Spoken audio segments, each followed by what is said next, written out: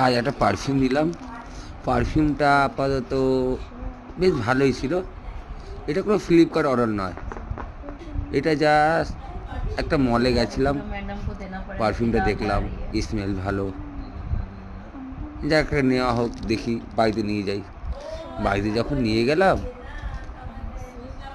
আমার মেয়ে ও হাতে মেরে মেরে আবার দেখছে কার স্মেল ভালো, যেটা আমি রেখে নেব। মাকে বলছে, মা একটা তোমার, একটা আমার, একটা দাদি, একটা পাপা। মানে যে স্মেল হোয়াইটটা, স্মেলটা খুবই সুন্দর, মিষ্টি, হালকা মিষ্টি স্মেল, সেটা বলছে পাপা সেটা আমি নেব। ডার্ক যার স্মেল সেটা বলছে পাপা এটা তুমি নিও।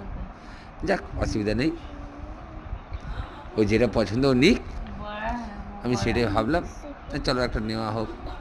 এমনি জাস্ট পারফিউম আমি এতটা ইউজ করি না, আপাতত গরমকাল পড়ছে, একটা পারফিউম আপাতত না রাখাটা বেটার। বাইরে জাস্ট পারফিউম আছে, কিন্তু আমি বহুত কমই ইউজ করি পারফিউম। এটা মলে গেলাম, ভাল লাগলো পারফিউমটা, স্মেলগুলো খুব সুন্দর, অফারে ছিল। ওইটা নেওয়া হলো। ওকে বন্ধু, bye and good night, bye Tata.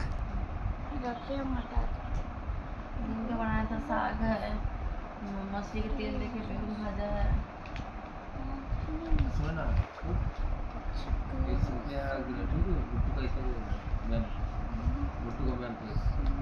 किताब पे रख ले अपना बेग।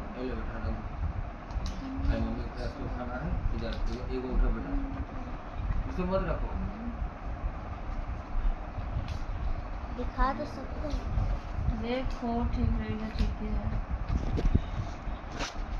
पोस्ट करेंगे तो कितना व्यूज आएगा जानते हैं ना, दामी सेंट जानते हैं।